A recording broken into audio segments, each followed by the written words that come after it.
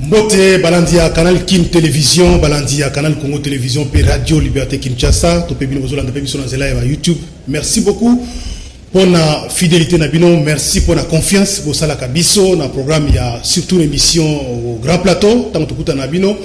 Ils allaient rapport ma solo ya mboka, ma solo ya politique, actualité, les Kaganamboka Nabiso, République démocratique du Congo. Merci pour Nabino Ozana Poto, les Mbagatéko comme Nabiso, pour Bengabiso, tout coup Nabino Lelo, les sous pour na spécial Grand Plateau, ya Lelo, na Ndeko Jean-Pierre Zonzi, Tozawana Ponako, Yamba, Mobenga Minabiso, Yamokona Lelo, Oyoboyebi d'habitude, surtout coup na Jean-Pierre Zonzi, et c'est la cas Ndeko Jean-Désiré Mbozi Wambonzi, Jean-Désiré Mbote.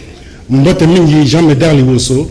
Mbote mingi Jean-Pierre Njondi mbote na ba militante ba militant baso balandi CCTV pas besoin mi libanda pe na kati ya mboka boya mbote euti e pe na yeme somi ekolo kumu ya Congo mona mboka Jean-Pierre Bemba Gomo prophète politique maître d'école Miragongo. Merci de ça Ezaka Moulay ndeko Jean-Pierre ndeko Jean-Médard Liboso mbote ndeko Jean-Désiré Mbonzi ndenge Jean-Médard Alobi yango na liminaire ceux qui trouvent na Grand Plateau ezaka yo pesra basango ya kafu au Italie Congo Italie parti na bino mouvement de libération du Congo et Jean-Médard merci encore na initiative oyo to il y a pour lui qui a été Jean-Bonzi a comblé biso ba révélation mesusu actualité et belé beaucoup d'informations au Italie via MLC via Congo et via plateforme la Muka. Merci beaucoup Jean-Pierre Zonzi de comment bien na poto je crois na Hollande mais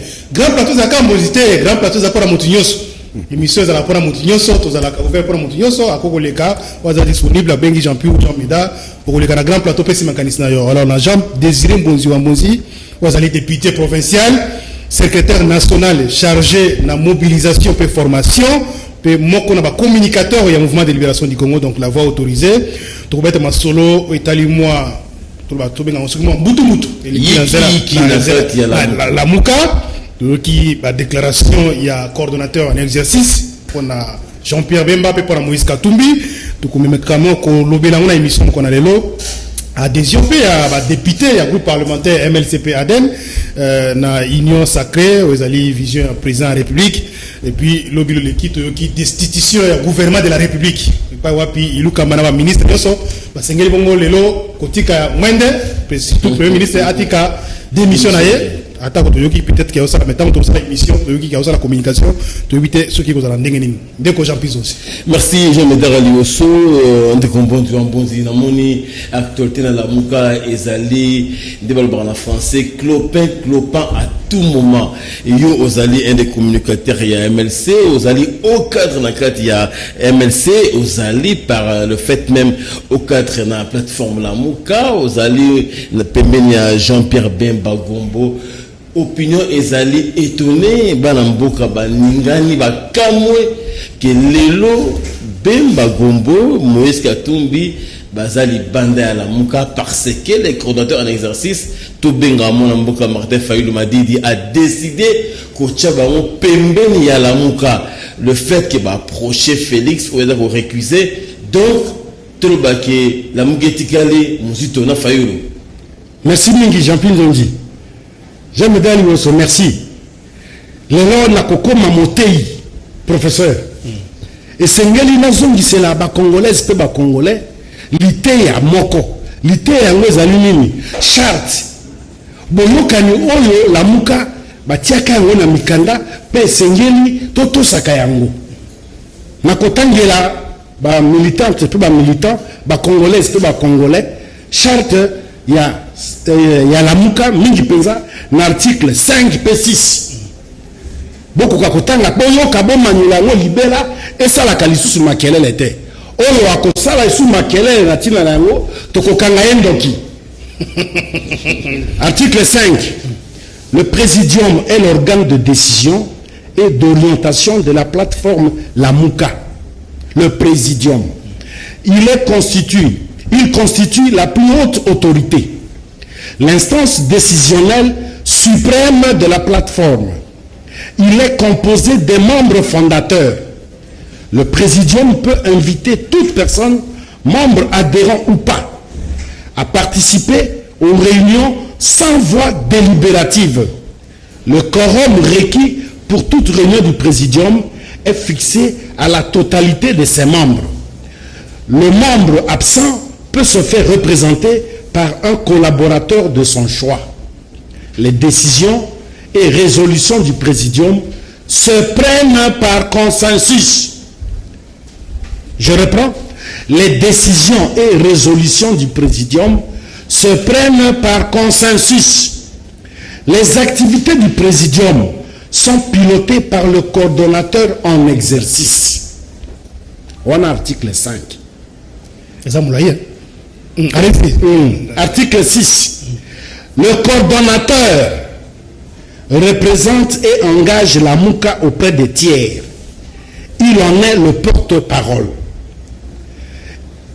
Il mène des actions et ou fait des déclarations au nom de la MOUCA.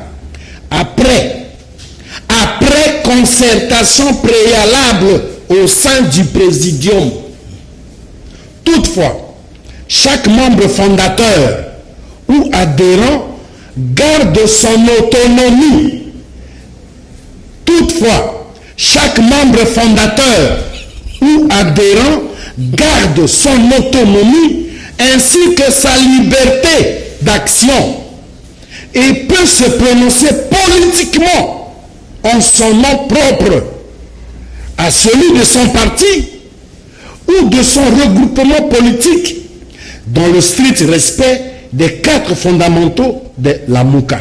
Mon parenthèse, au des textes, les fondateurs, ça sous-entend 4 leaders. 4 leaders. Pierre Bemba, Moïse Katumbi, Martin Fayulu, Adolphe Mozito. Les 4 fondateurs gardent leur autonomie. Toutefois, chaque membre fondateur ou adhérent garde son autonomie ainsi que la liberté d'action et peut se prononcer politiquement en son nom propre à celui de son parti comme le MLC ou de son regroupement politique dans le strict respect des 4 axes fondamentaux de la MOUCA. La coordination du présidium est tournante. Tous les 6 mois, selon l'ordre déterminé par le présidium, Ndengezalaki présidium et décidaki Martin Fayulu Banda na rotation il y a 6 mois. Ndenge tozali awa. To continuer non, selon l'ordre déterminé par le présidium. À la fin du mandat du coordonnateur en exercice, la passation des pouvoirs est automatique. Elle n'est pas sujette à une cérémonie officielle. Automatique, c'est-à-dire le poteau, va comprendre. Automatique, c'est-à-dire quoi? Que ceux qui mandat Jean-Pierre Sili, sans cérémonie. Sans cérémonie, alors qui est communiqué dans l'aïe. Kobandalelo, Baïla Mouka, Bolanda chronogramme dans l'aïe. Tout ce que vous rappelez dans le Pamotuna de Jean-Pierre, tout le monde est fondamental. Voilà. Moi, tout ça, c'est vrai que Ndeko Martin a sali déclaration, a sali ceux qui communiquaient, je crois, a s'est prononcé par écrit. On a évité ceux qui vont répondre déjà par écrit. Mais c'est vous rappeler la disposition, message au nom de la population. Voilà. Message on a pesi yango pour la koye bisabato boyi. Présidium ezalaka na bango bani. Bango bani ezali Martin Fayulu, ezali Adolphe Mozito, ezali Moïse Katumbi, ezali Jean-Pierre Bemba. Bango mine. Bango de présidium. Yango de ezali instance ya liboso organe oleki likolo. Pena kati ya article 5 baza koloba. Ma décision nyonso ya présidium ezwamaka par consensus, c'est-à-dire que bo solo li même préalablement ezalaka. Donc avant même oloba okosula esengeli bino bane bo solo la bo yokana par consensus ti ezali vote te bo yokani bo solo li wana esengaka nini coordonnateur azala moto babengi ye rassembleur pas koka kozwa consensus ezalaka mosala moko esengaka moto yazalaka motema pio moto yazalaka malamu na bato banso akosangisa oyo te ndeko kitisa motema te Jean-Pierre te Jean Médard non Jean Médard bon totika lobi na poko na mona yo moto wana nde akokoka kovandisa consensus, c'est-à-dire bato baloba liloba moko, bato bazana likanisi moko, bato basala likambo na ndenge tosololaka ata soki tokobima libanda me biso baso tobimi na ngo libanda po kaka kimia ezala consensus. Donc coordonnateur il faut la moto yo azana capacité wana oyo akokoka ko obtenir yango lolenge to monoki awa Modeste Bahati ba nommé informateur pour akoka dégager majorité et ça moto il faut la na patience, il faut la moto attaque moto silika qui tire motema ozongeli oyo ti mais bazana matata na mbikai ya ici va place na ici na mbikai il faut la moto lolenge wana. Alors na la muka basengaki coordonnateur so comme coordonnateur. Et il faut bongo na yo, maloba na yo, bizaleli na yo, et comme le lenge ya moto wana alukaka consensus. Alors, na ba information, to ba ke début mandat ya coordonnateur exercice ça lelo, na ba texte na ngo ezalaki le 10 octobre, 6 mois et aussi là le 10 avril ozakoya. Le 10 avril ils allaient faire mandat na yo. Na ko koma wana jamais tali woso. Mais tout monde nini na mandat oyo ya coordonnateur sortant. Pour Martin Fayulu azali coordonnateur sortant. Mandat naye ezokoma na suka. Atikali na 2 mois. 4 mois et c'est kei. Siko atikali na 2 mois. Autrement dit 3/4 ya makambo ya mandat naye kei tioli azali siko coordonnateur sortant. 4 mois on peut na Covid yo na mono kwa makambo esali malamu te. Distanciation isengela kezala. Ngi to vanga respect à mesure barrière ezali. 4 personnes pour bakutana. On est pekisa makite document na ya lobi ke déjà tentative 2 fois pour la réunion mais sans succès il y a ba ninga na ya présidium. Incapacité notoire. Il y a pour obtenir consensus.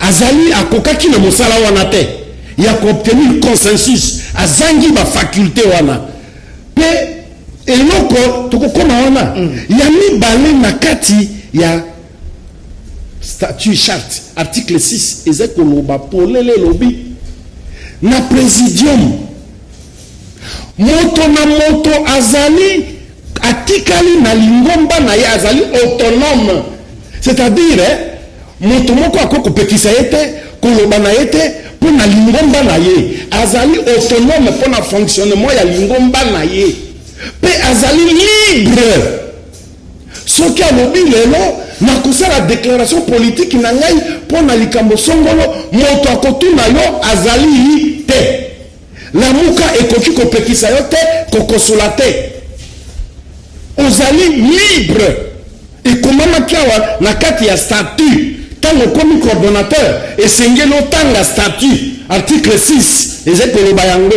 moto azali libre na parti politique na ye ba engagement politique na ye soki aza na plateforme politique mosusu azali libre na kati. Alors ndeko urgent de poser en bonzi na période oyo bato makanisiza focaliser pour na ba situation importante ya mboka gouvernance ya sika makambo ke sécurité ya mboka économie makambo belé salaire. Pourquoi ce genre de débat? Bien sûr, nous avons réfléchi déjà à la partie politique. Mais l'élection, c'est quoi? Vous savez, nous avons parti politique, et ça l'a implanté. Mais débat est commis pour la plateforme. Et l'idée qu'on a banni. Tala, Bayabakoma qui charte, Mazaki Mayele. Pour Toboy, Motomoko a tout à tout le Yalamuka.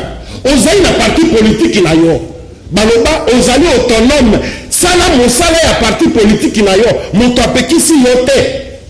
Ceux qui ont la plateforme politique mosusu moto apekisi yote kende kuna potopoto na la mukate ceux qui ont fait la déclaration politique na yo na kende ozali libre tika la muka kinya. C'est de ça qu'il s'agit. il faut que tout ça statut tango il y a ce genre de débat koka moi na mutuna na yo Martin Fayulu coordonnateur sortant ya Lamuka pour Moussa Naye comme coordonnateur à Lamuka ezako sila yo wela kinanga maloba ya koto kina Moussa na oba signaka le 10 octobre 2020. Ah donc le 10 avril 2021 nkinga ngai na kozala ngonga ya église wana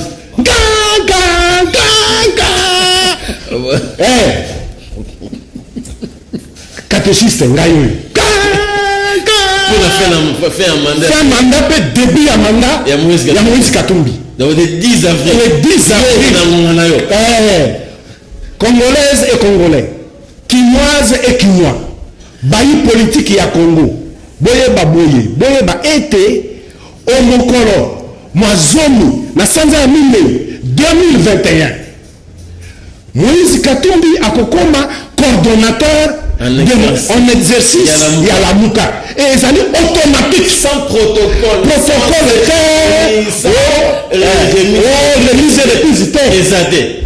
remise et répositaire était automatique. Effectivement, c'est ça ce qu'elle dit, le docteur. Mais pourquoi ça ne passe? Fuite en avant. Pourquoi ça ne passe? Il fallait faire la calme. Toboy Makambo est le cas na fac. Fac les amis. Force acquise au changement. Makambo est le cas na dynamique de l'opposition. Toboy na la mukate. Awa na la muka et kozala. Ngai nyumbanga jamais da. Yoko sali sera combien yango. Japinjonji. Yoko pesa ne accès na antenne na bingao. Pourtant na ko beta yango bato bayoka. Ata Mike aboy na ko bunda na ya te. Le 10 avril, un mandat, il y a Martin Fayulu, début un mandat, il y a Moïse Katumbi. Automatique. Et c'est important de rappeler. Au-delà, il y a l'équipe, surtout bien au monde en français, mais quand même, Martin Fayulu a reculé. Au-delà de tout, assez exclure Moïse. Non. Azana pouvoir en noter, statut en article 5 et 6. Azana pouvoir appuyer on a makanisi na ye. OK. Tirer conséquence, c'est les Français utilisent. Oui, conséquence na makanisi na ye. Bato ba komaka ba kebaka na ye. Ba yebi ke yaza kabongo. Na fac. Force acquise au changement à Salakabongo. La dynamique de l'opposition. À Salibongo. Tala lelo alinga zongo la ngoya ba kebaki na ye. Quand jamais dans les surtout ça moi encore na yo to mambo na ko keba na yo yo yebi français mingi na keba na yo la bongisa nyonso wana po o le kangaite baba keba ki na ye ezali quelque chose un engagement écrit. Alors mais la muka est-ce que bato ko tika finalement ne komoko to mutu na bi est-ce qu'il y a pas moyen ba keto dissoudre le ko moko jamais dans mutu ça la leadership na parti politique na présidium il faut vendre et le bayango sikoyo nini likambo monene ezako bomande kona biso Martin Fayulu ezali nini le coordonnateur sortant et donc zo bomaye monene azoko kakosala bilan ya mandat na ye asala yango na bilan na ye électorokisi yango na makambo mini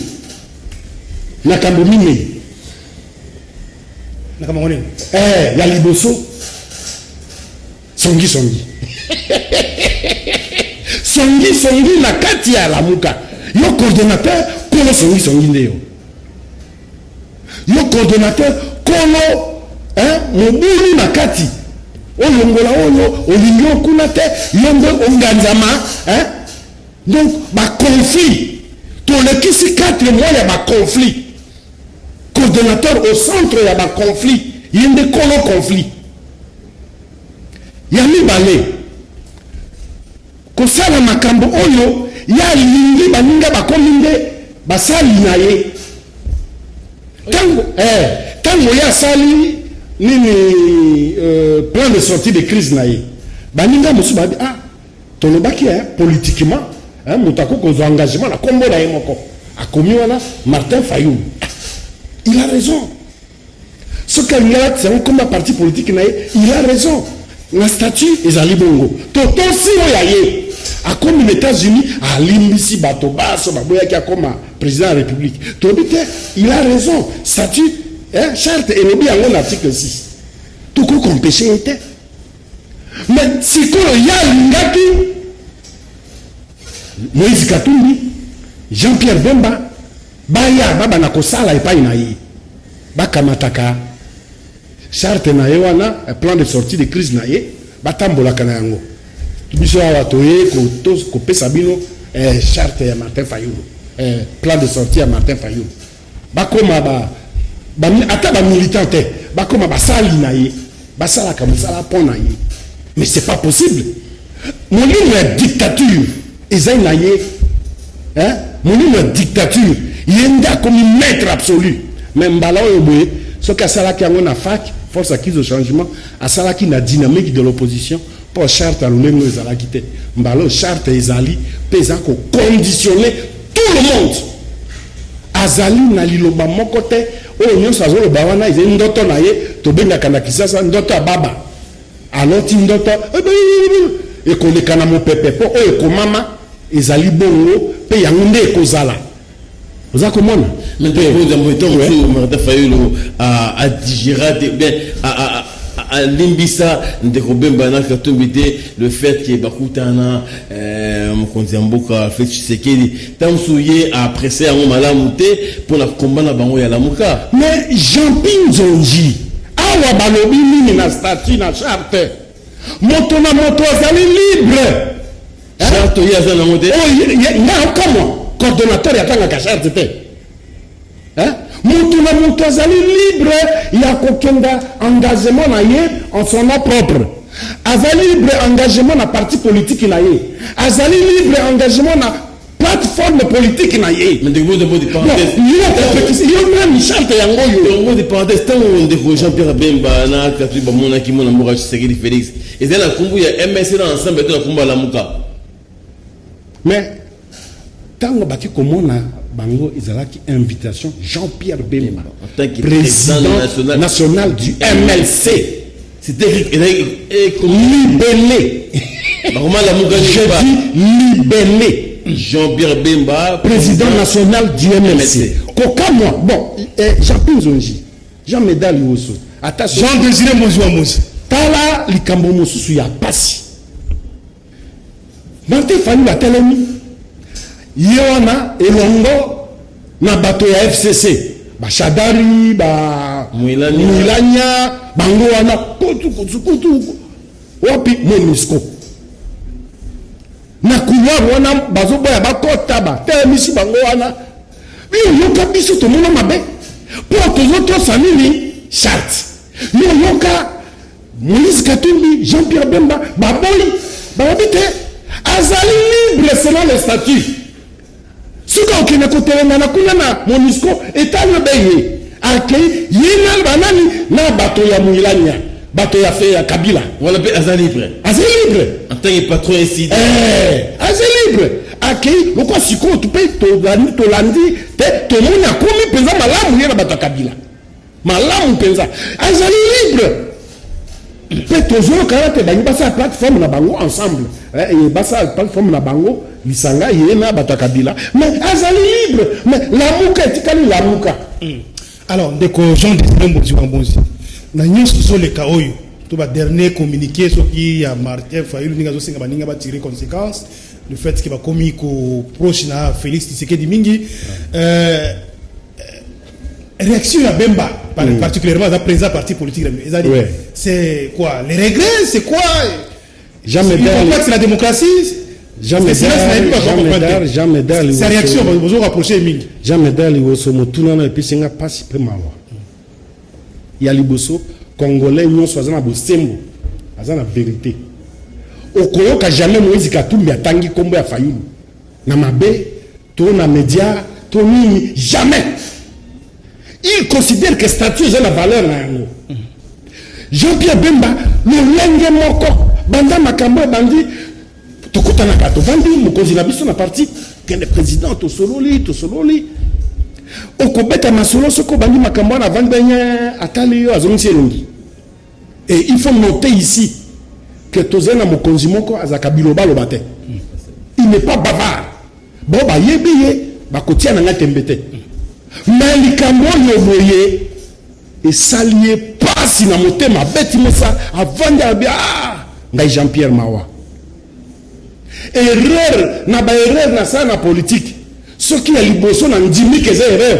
Ezali que ngai Jean-Pierre Bemba na kamata téléphone na tamboli na kei kukuta na bateau na soutenir Martin Fayulu per lelo aza kotanga kombo na ngai ndinga sepeli akomi kofinga ngai erreur monene na scène politique ya liboso ngai Jean-Pierre Bemba na ndima yango ezali oyo ya ko soutenir Martin Fayulu abeti mosatielo ngina sebeti abi nzambe azali tozaki na masolo mususu tango likamona kaka to bato batanga ba réseaux sociaux batala bo flash nini Martin Fayulu machin tirer les conséquences abi moi.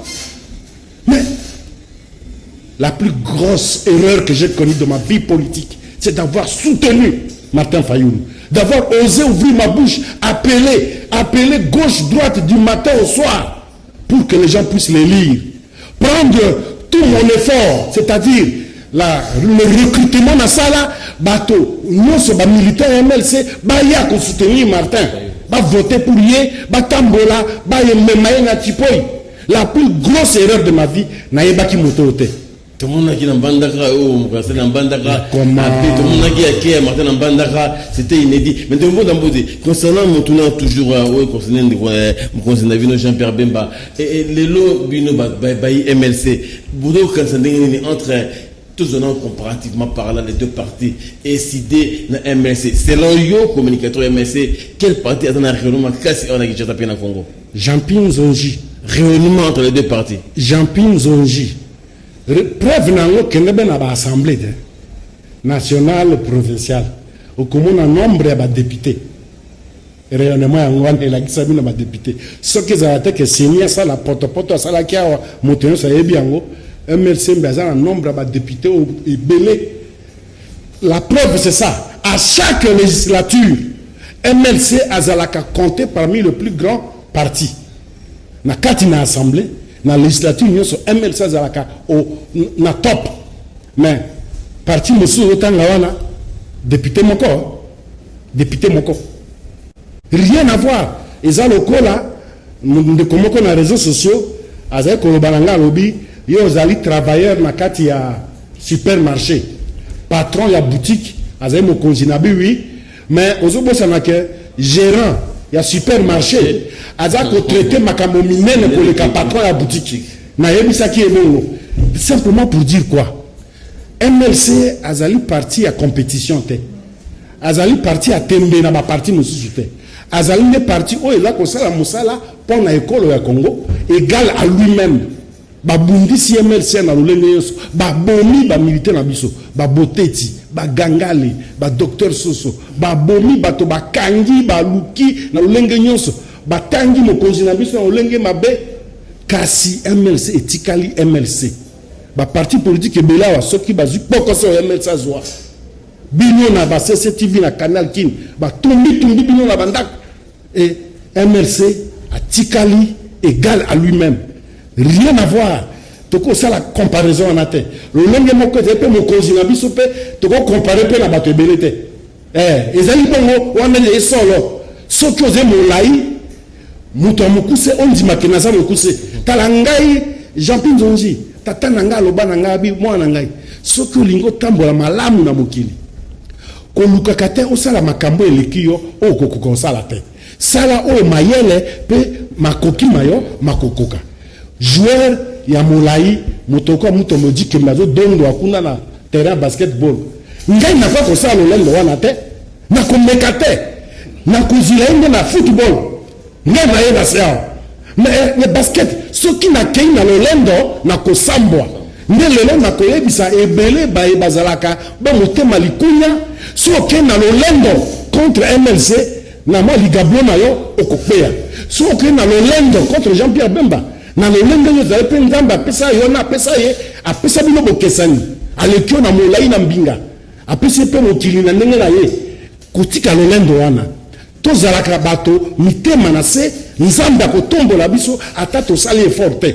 Mais de comment d'abord avant je me dis à mon tournant mais ceux qui oh il y a sali wana tout bien ils allaient bunga c'est no bino ba politique et moi ils allaient été présidium et fan isaïe et rappeler à l'autre et à retirer ma parole wana yende azali coordonnateur sortant mpifo to pesa un pifo baninga ba pesa un pifo nzoka mpifo ba pesa nani un conflictuel a passé mandat le monde na conflit ko sona ko akije baninga ko on y a ça effort ya ko sangisa bato talati yango conflit aye ko bimisa yango na miso ya bato baninga batanga ko mbono na mabete mais yobe ko wela otindi na bato na yo batangi ba fingi te esili yomo ko sikawa motema moto obibi ko loba yomo ko bimi ko sakola yango eza ko lakisa te pona ngai suka nango zenini bobengi na lopoto fuite en avant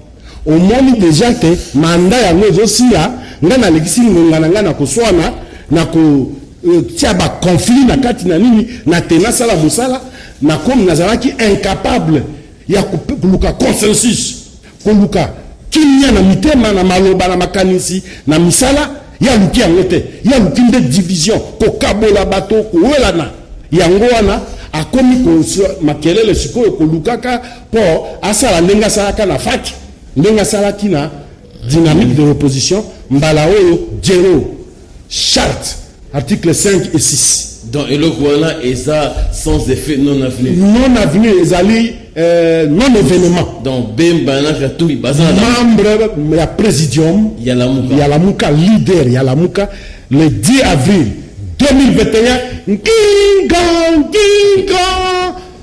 fin mandat il y a président sortant entrée en force et un nouveau coordonnateur.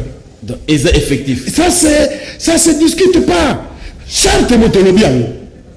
Ngaite charte. Oyo yemo ka sinyaka.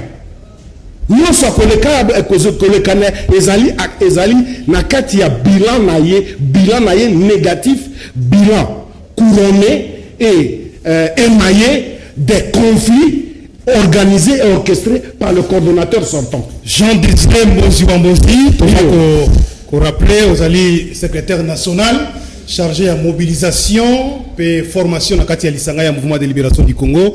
Aux alliés moko na ba communicateur il y a parti politique Jean-Pierre Bemba Gombo na yonde tout bête masolo na zora pepo bande bazona na biso na radio Liberté Kinshasa na ba arrestation na biso intérieur pour ba ibake to yambio na moni aussi ça dans nos dossiers wana ya Lamuka to ko to ba point mususu na yoki ko sali au moins passer mingi na mutema jamais da sali passer. Est-ce que c'était nécessaire pour répondre?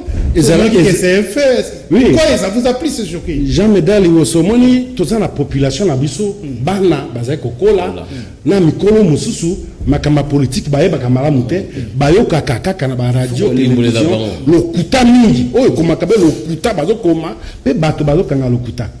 Ezali pasi, na maso maza kolekana. Ngai na koma kovanda na talaboti, pe je ne suis pas seul. Bato belé balobaka. Soki Martin Fayulu a comme président de la République, il aurait été le plus grand dictateur du monde. Montonnia ko violé ba texte locaux à Yazaïté. Moi charte moqué quelques articles, azo violé en haut. Azo violé en haut systématiquement. Atikata motomosu soute, mais ezali pasi. Comment on a le lengo? Hein? Pe siko yo olobi ozali président élu. Ozaraki élu. Yo que le consigné ka le sous. Oui, jusqu'à le loi c'est réclamé toujours qu'il y a président élu, il y a Ozali président élu. Bon mais bandaka boni yo que le consigné charte il y a une organisation et opposition. Ozomona, ça ne va pas, il y a un problème. Hein? Yo le président élu. Mais yo que le consigné charte à la muka le lengeni pour wana zaki il y a opposition. Yo que le consigné en oponani. Mais évitez ce qui bandeko azala ko la président Félix Tshisekedi avant de signer biloko ya cap pour le changement akene ko signer to président Kabila ndinga a signé mikanda ya opposition yo le président élu omoni ba congolais makambo il faut to lo bakango pa ba sosolaka yo zali élu yo ko signer mikanda ya opposition te Ils ont exercer pouvoir. Le coup est comme il laissait passer. Au comment on a voyagé dans la province, on a reporté pour des raisons de Covid, nous avons des raisons logistiques. Mais c'est pas si dans mon thème. Alors, tous les regretter que nous avons vos pensées ne sont pas mes pensées et vos voix ne sont pas nos voix. Pensez dans les choses qui y a comme président de la République. Nous avons ça comme président de la République. Tokoyo Kassango. Makambo Kole Kanamboka Congo. Abongisi na ndenge na ye pouvoir le longo wana ke pa mosusu biso baso to kanisa ki bongo na bomoto mais spirituellement na moni nzambe kaka ko luzolo sinon adhésion il y a ba députés nationaux il y a groupe parlementaire MRC et allié topé Aden wana zalaka groupe Aden A elinkoloba arc-en-ciel o ya Philbert Mabaya les sénateurs des dynamiques de l'opposition, il y a Martin Fayoulou, et puis un est la nouvelle élan, où il y a Adolphe Mouzito, l'unique député, la partie naïe. Alors, il y a ADN, donc c'est pour la bande de Kwazol Andabiso. Bakei va marquer à des heures officielles. C'est vrai, c'était hier avec le député PO, il y a Pro Katumbi. Après, ma soeur va écouter un informateur lundi, mardi, tout ça. Il va formaliser en gros. Quoi adhérer adhésion wana population ba militaire MLC ba proche ya bemba ba sympathisant ba comprendre nini siko MLC bukoti masolo bukomi bato ya majorité au pouvoir. Quelles sont les motivations au etindi bemba MLC groupe parlementaire ba adhérer na vision ya mokonzi ya mboka jamais dali boso Jean Désiré Mbozi wa Mbozi na kopesa e ya no po congolais nyonso ayoka pe amanyola likambo ya union sacrée ezali plateforme te union sacrée ezali lokola FCCT cache te la muka te union sacrée ezali likanisi ya liboso nini lolenge nini to pikola mabe nyonso oyo régime ya Kabila esalaki na mboka oyo Antoine Félix Tshilombo, président en exercice, il y a Mboka Alobaki déboulonné. Omoni, likanisio wana. Biso na MLC to ekoto dékabiliser Mboka. Omoni. Alors, makanisi salini ekutani. Makanisi tango ekutani to telemi tango mokonzi Mboka lobi biso pe to telemi mbala moko pona yango. Eza kwa ema. Batomi balé bazo kanisa lolenge moko bami attirer tango oyo alobe bia molimo no santo alobi kati na lepe kati na ngai. C'est de ça qu'il s'agit. Ezalité était plateforme moko MLC aye kokota lokola ebele molonga sombo bazo ya wana te MLC a telemaki elongo na mokonzi ya mboka na Moïse Katumbi ba telemaki ta mokonzi ya mboka alobi bango ba telema bi to sala likambo wana biso pe tozali na pasi na motema na likambo poso na biso ya wana to longola mboto ya Kabila ya Fidel nyonso esali na mboka oyo ekamati ekonomi ya mboka mobimba ekomisi na maboka ba étranger bakokozala mais kokamata nyonso na maboko na bango tozalaki awa ba congolais balalisi bango tango ya Mobutu tozalaki awa okoyoka Lusakivana okoyoka Ngezayo okoyoka Kisombe okoyoka Dokolo okoyoka Bemba Saolona okoyoka Nzuzu wa Mbombo Maiko Froa okoyoka ba opérateur économique bele ba Kansevu okoyoka Bimisum okoyoka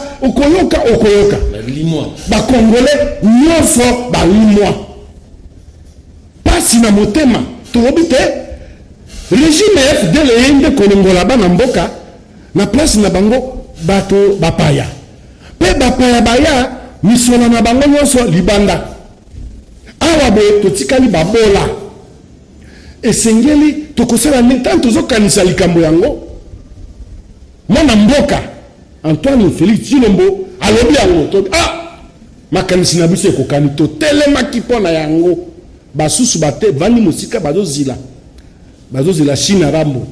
Est-ce que China Rambo yemei bazozila beti tango masolo ya bato misato ya bana mboka misato vandi bango wana bakomi koya mabezali te baya kasi pona kozungisa lilobo zoloba baye kokota te ba député na biso baye kokota te ba député na biso bayende ko bongisa lo ezaleli evangeli na kati ya union sacrée que bon union sacrée yango be kombo bongo ekozala lolenge nini ba droit pe ba devoir ya boko bandeko ya biso baso ekozala nini eloko ni tosengeli kosala pe eloko ni tosengeli pe koyoka nyonso wana esengelaki totia yango na mikanda oyo omonaki mwa kozanga koyoka na moke esalemaki tango ndeko moyindo alobaki esalaki mwa boye te nyonso wana toyokani na yango tokomi yango totia yango na molongo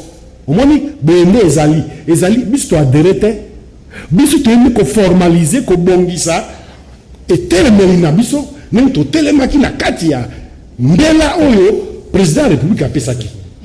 Alors tozoba mingi makambo etali baconfiance makambo etali nini bozokota eloko yango quelles sont les garanties c'est ça eloko mingi bato mituna dans l'opinion publique. Jean Médard Liboso biso tokoyebisa opinion publique bosala te ke po liboso tolobaki makambo ya lamuka même ndeko na bino aza na coordination ya lamuka alobaki ke union sacrée ezali deuxième grossesse ya FCC cash ma on ndakisa ba grossesse apesa ndakisa mosusu te ezali mwa mawa union sacrée ezali une philosophie FCC ezali une structure politique de combat lokola lamuka mais union sacrée ezali structure de combat te omoni union sacrée ezali nde philosophie oyo président Chilombo Félix amonike congolais na vie politique eza na bizaleli osengeto sala eza na bizaleli osengeto tika bon mikotisi no kwango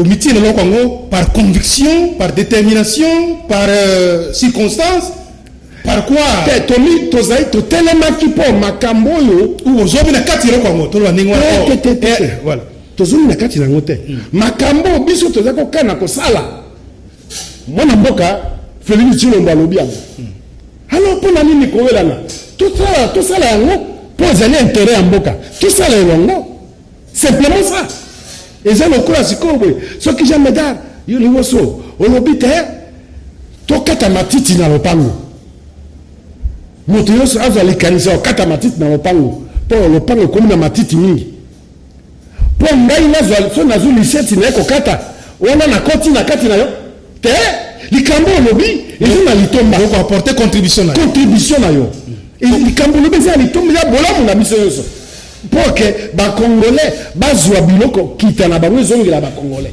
mabe ezali wa est-ce que bozobanga te ke okoti boye alors oli obanda kokata matiti babino kokata esu te efanda wana nano te moto akoloba nga azali te okoti lobi bon mpo totombola économie mpo sécurité comme mpo social mais peut-être bozala commande te mpona kosala yango est-ce que bozobanga te kokuba na circonstance ndenge wana jamais dans Liboso c'est ça na tout le monde ya garantie baba iyo garantie ya Liboso ezali élément to bengi confiance pour ma solo soki ata bokomaki omoni lokola ndeko Martin Fayulu tokoma ngo asigna mais aza la confiance te makanisi ni pas mosusu okoki ata bobi bosala ba texte le plus performant du monde mais soki boze bato mitu na bino ezalaka na molongo te bokozala na molongo pete c'est ça alors awa lisolo ya bandeko basatu bana mboka basatu retenir problème confiance problème élément confiance et puis conscience conscience mutuelle et eloko moko Jean Médard Liboso na wemo na motuna no ozokendaka kotuna beke garantie wapi MLC congolais parce que vous allez voir que union sacrée ezali pas recevoir mokati iyo bomoni ke mabinyo ezali na mokilo ezali kaka Kabila oui yango wana balongoli l'Assemblée nationale balongoli gouvernement tout ça donc ça veut dire que bozoko tia espoir à mutuel ba congolais biso ba congolais que union sacrée comme un changement mais ce qui que Jean Médard Liboso ça va incertitude aux arango union sacrée ezali na objectif ya kolongola mabe oyo ezako bomamboka bana babotami na ba province ya Kivu hein oyo bazana 15 ans 20 ans ba mesani na Masasi pendant 20 ans c'est vrai pendant 20 ans à Masasi ba mesani na Masasi tout ça la temboka na biso hein masasi ebetaka su bongo te bana oyo bazali na baprovince wana bayokaka lisusu masasi te ozoyoka ngani oyo wana ezekama garanti to ezekama motema bolingo ya mboka moto atelemi alobi tosala mpo makambo wana ezala lisusu te mais c'est l'élément confiance et conscience obakisa conscience tovandi na mboka oyo koboma bato ekomi maseki na RDC tala régime afidèle awo mikonzi boni bakufi awa na bapoison na baassassinat bameurtre moko criminel ya mabe tosalaka mboka na biso élément ya sécurité ya bapersone et de leur bien makambo boye ezongaka lisusu na mboka te ovandi na télévision ozosala nini mama avai na ndako kuna bebe azali na ndako akama mama azolela nini batumbi télévision ndako tata azosala mosala batumbi bango na kati c'est une criminalité oyo basala CCTV à 2 reprises kwatanga batumbaki bina na uti kobala ka boye batumbi ça c'est grave ça nana moi c'est musuka wapi musuka wapi non jamais quand nous ça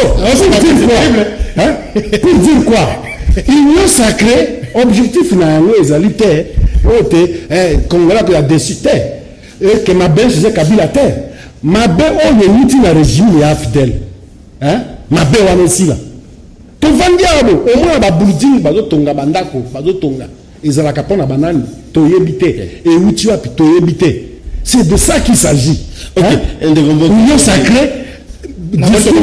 Merci. Ok, mbotokumna suka ba motuna suka ezali quand même pour les actualités to ko zanga yangote o etali gouvernement de Kombondi Wambonzi tolandaki na il y a 24 heures d'échéance gouvernement Ilukamba mais to yoki ke Ilukamba a boy alobi bureau d'âge et sa compétence te yé a démissionner te toujours qu'il y a Christine de Kombondi Wambonzi yo moi politique au lire peta poana ndengini. On m'a dit jamais d'ailleurs so. Mon tout na Jean-Pierre tout le gars réponse na kopesa yo. Kala gouvernance ya fidèle yangwana. Gouvernance ya Kabila yangwana. Yo premier ministre abanda ngole lote. Président de la République a posé un acte. Yo premier ministre soki au CPLité. Okokende ko mona ye ndako. Na politesse. To na bureau na ye. Okosolo na ye. Bokonzi. Mais le kambo boy toyokana ki boy tala wa moi le kisaki moi awa tokoki ko bonisa yango te c'est ça mais il y a que ça la communiquer à ça la contredire président de la République ko corriger et ko promettre que à cause de la position na ye tel ultérieurement tala molimo wana ezali oyo Kabila atiki pe apesaki na kadina mboka ezala kalisusu te oyo ya ba beret rouge molimo ngo bakeleti na bana ba bilenge ba beret rouge ba telemaka nous avons les résultats au moni yangoyo mboka mo komi na bana ba komi les 7 jeunes quinois zalaka moto ya fier et comme le jeune quinois comme des moto ya liseti ko kata bato liseti ba banga mikolo te so tenda ba réseaux sociaux bazo finga mikolo okomona ta molimo yo Kabila yena ngo yangwana il faut makabizali ya boy. Union sacrée, c'est cet objectif. C'est cela. Et c'est l'objectif. Ok, mboka et comme mboka bapesa kayango lokumu. Mboka mikilimusu batosa kayango. Ndeko Jean Désiré Mozi. Jamais dans la toli ya suka. Moi il va suka so ezali peut-être pour assigner les bosso ya mibalo ya misato. Oui, c'est ça. Il te va suka dans une minute. Tokobela d'abord congolaises et congolais étaient pour batuba tuni mingi na makambo ya lamuka. Bayeba était président sortant, Martin Fayoulou, mandat naye ekosila le 10 avril 2021. Puis le 10 avril 2021, entrée automatique, il y a Moïse Katumbi comme coordonnateur, il y a Lamuka. Nyonso ezeko lobama na butu na moi ezali lokuta ezali na tina mokote. Toyebi awa kolanda statut auto signaki bisonyos Martin Fayoulou père signaki ezali kopesa ye ndingisa soki mokete ya koloba likambo songolo na tina ya Bemba na tina ya Martin Fayoulou ya tina ya Katumbi pe na kati na mikanda ye moko asinyaki moto na moto azana ndingisa ya kokende kosala likambo na kombo na ye na likambo ya parti politique na ye na likambo ya plateforme politique na ye soki akosepela mokote akoloba na moninga na ndenge ya mabe ko bakisa na suka ete Congo na biso tozali na mabele mosusu te oyo nzambe apesa biso yango moko oyo tobatela yango totelema mpo mboka na biso etelema likolo. Jean Désiré Mozambozi, merci. Merci mingi. Ndeko Jean-Pierre tokomi na suka. Merci Jean-Midara Lioso, merci Ndeko Jean Désiré Mblonzambo Yambaki na 4 ya magazine Abisso Grand Plateau, CCTV, Canal Kini, Radio Liberté Kinshasa, puis ma station partenaire à travers le pays, Bolanda qui est Azalaki assez clair, Bokangayango, il n'y a pas de confusion ezate mbozi alobiango ndeko Jean-Pierre Bemba ndeko Moïse Katumbi baza bel et bien les 2 leaders parmi les 4 il y a plateforme Lamuka et l'autre Murote Longoli Bango bazana bazande kozela le 10 avril 2021 mwana mboka Moïse Katumbi azwa mbende il y a plateforme Lamuka jamais dans ce qui c'est. Merci beaucoup ndeko Jean-Pierre Zonzi tokozongela ba émission mususu bala sima o pesa na son de cloche mususu akoki ko contacter biso aya PSP version mususu wazana ngo en dehors peut-être ndeko Jean Désiré Mozambozi alobi to pe contradiction peut-être pour la charte surtout na weta la muka ko kopesa makanisi na yeto za libre pour ko yamba mutu nyoso na télévision na biso ba média na biso. Merci l'équipe technique hein? Mike Kamoka Simaki régie Rodi Louado on a parbola la caméra. Merci beaucoup pour le réalisateur ndeto kutani bala sima. Merci Jean Désiré, merci les sous.